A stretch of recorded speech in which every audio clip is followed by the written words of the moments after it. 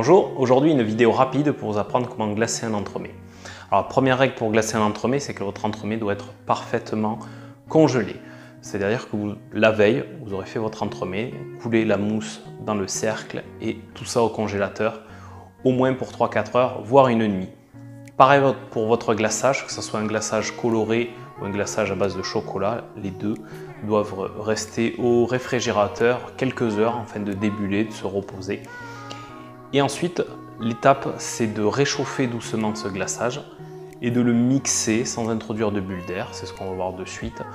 Et ensuite, vous pouvez le couler une fois qu'il a la bonne température sur votre entremets. Votre entremets, donc, vous le sortez du congélateur et dessus, vous allez verser votre glaçage entre 29 et 32 degrés environ.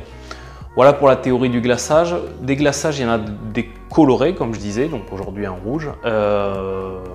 Celui-là, il est fait à base d'huile de pépins de raisin, de nappage neutre, mais il y a l'équivalent avec du chocolat blanc. Vous avez les deux recettes sur le blog.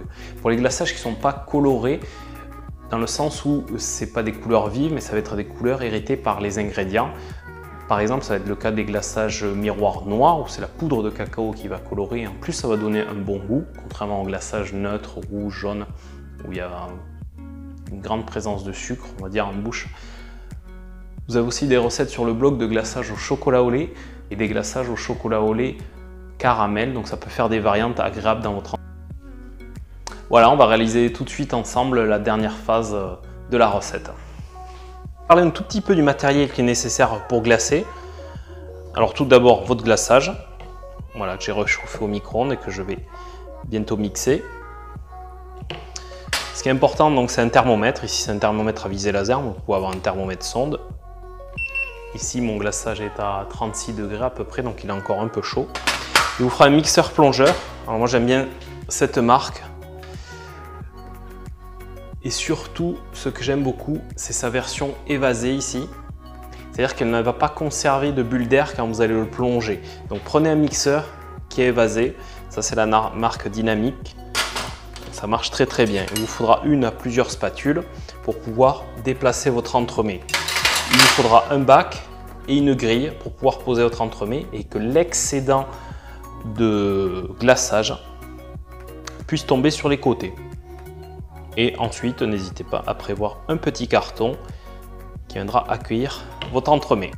Donc là, j'ai mon glaçage miroir rouge que j'ai réchauffé au micro-ondes. Et ensuite, pour s'assurer qu'il n'y a pas de morceaux, on va le mixer longuement, mais surtout sans introduire de bulles d'air. Donc je viens de vous en parler. Et ici, vous avez incliné votre mixeur. Et on va mixer en introduisant doucement et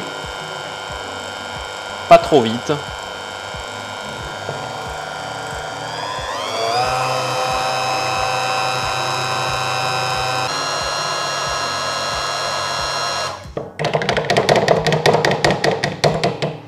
Voilà, j'ai mixé et je vais prendre la température du glaçage.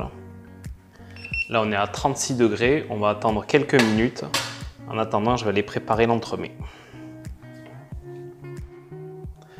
Le glaçage a refroidi, il approche la trentaine de degrés.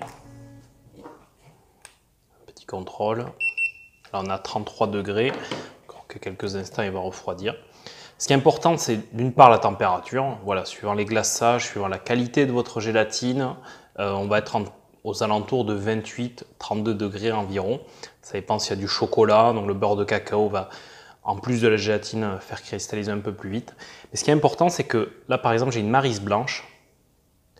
Et regardez le temps qu'il met à couler et la façon dont il nappe bien la maryse. S'il est un peu trop chaud, on va vite voir le blanc apparaître sous la maryse. Ici, je vais chercher l'entremet au congélateur. Je l'ai décerclé. Alors voilà l'entremet, simplement. Ici, ce que j'aime beaucoup, moi, c'est de mettre du rhodoïde tout autour. Ça permet de décercler tout simplement. Et ensuite, ça fait des bords nets. Donc là, je vais poser l'entremet au centre. On passe à l'étape cruciale. Donc j'ai mon glaçage à une trentaine de degrés. Et je vais venir le couler. Alors voilà, je retire la spatule. On approche le glaçage du bord. Et c'est parti, on coule.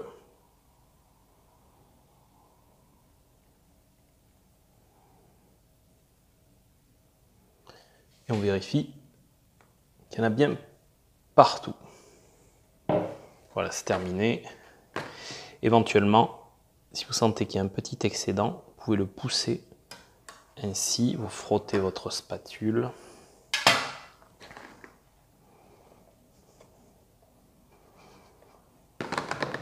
Donc là, très rapidement, le glaçage va figer au contact de l'entremets qui était à moins 20 degrés environ.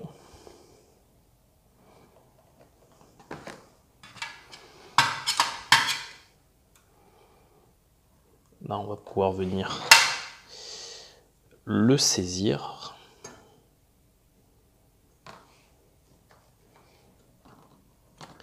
Voilà. Là, on va favoriser. Voilà, ça fait une trentaine de secondes que j'attends. Ça s'égoutte encore un tout petit peu. Et ensuite, vous aurez préparé préalablement un disque doré ou un autre support de votre choix. Et on va venir déposer l'entremets sur son disque. Tout doucement. Ici, je m'aide d'une petite spatule pour pouvoir dégager la grande. Voilà. Voilà, le glaçage est terminé. Il ne reste plus que la décoration, mais c'est un autre sujet. Aujourd'hui, c'était juste une petite vidéo sur le glaçage. Voilà, la recette est terminée. J'espère que ça vous a plu, j'espère que vous avez appris des choses. Si c'est le cas, n'hésitez pas à liker, à aimer et surtout, dans les commentaires, dites-moi les prochaines petites recettes que vous aimeriez apprendre rapidement. Cette vidéo sera diffusée sur IGTV, Facebook et peut-être YouTube. Donc allez-y, laissez-moi vos commentaires. Qu'est-ce que vous aimeriez apprendre en vidéo avec moi? Merci beaucoup. Toutes les recettes sont sur mon blog, mapâtisserie.fr. N'hésitez pas à vous inscrire à la newsletter pour rien rater. Merci.